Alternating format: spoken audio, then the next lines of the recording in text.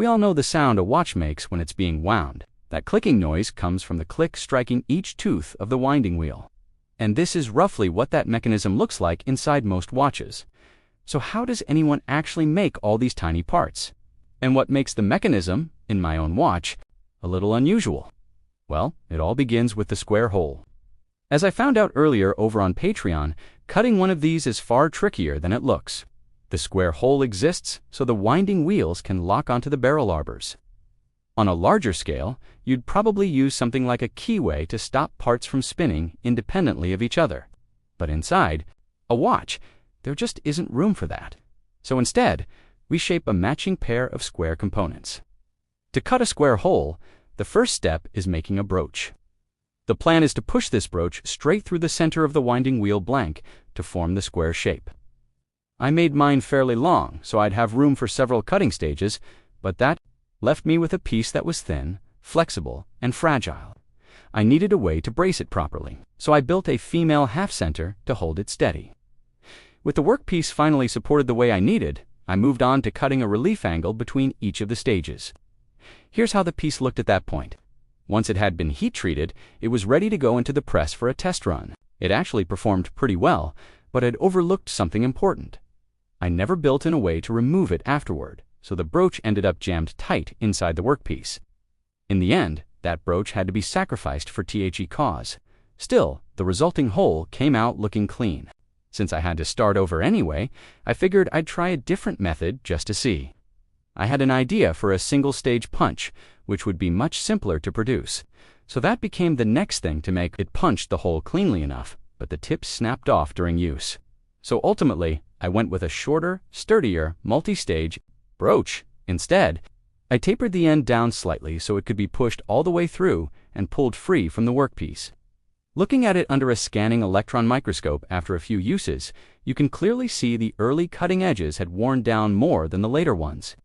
Maybe next time I'll use smaller steps at the start of the broach. But since this version got the job done, I'm calling it a success. Next up was making the winding wheels themselves. For the first one, I glued a rough wheel blank to an arbor so I could turn it down to the right thickness. But since I needed 3 of these, I decided it made more sense to build a proper collet to hold them instead. I faced them slightly oversized, then lapped each one down to its final thickness. The teeth were cut the same way as before, and afterward, I hardened the wheels and tempered them to a blue finish. Modern watchmaking sits somewhere between an art form and an engineering discipline.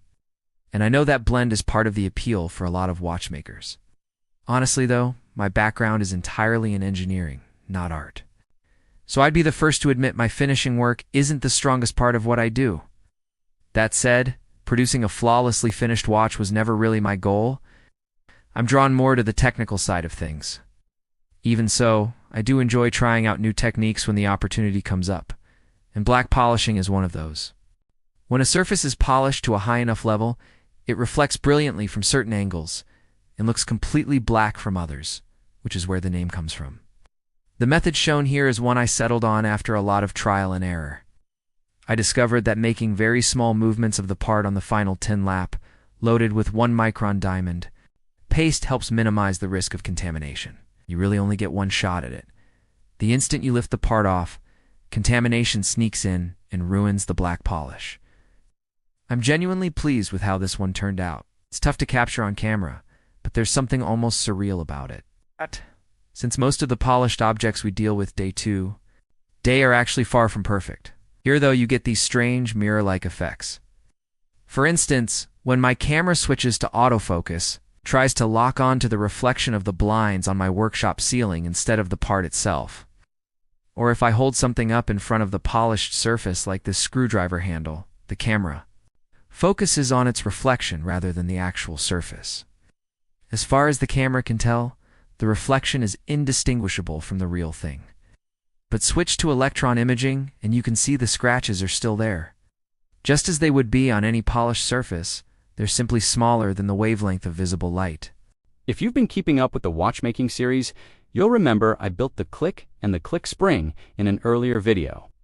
In the most recent YouTube video, I put together the main plate. And for anyone following along on Patreon, You already know I've since made the winding wheel bridge, the winding arbor, and the barrel arbors. Aside from a hand EOL of screws, plus one extra to replace one eye snapped along the way. That's everything needed to put the mechanism together. The sawtooth or shark fin tooth profile on these winding wheels is unusual for a modern watch, since most today use what's called an involute recoil pull. Even so, they mesh together more smoothly than I expected. When I turn the winding arbor, all three winding wheels rotate along with it. V-barrel arbors spin in the same direction, each winding its own spring, which I haven't installed yet.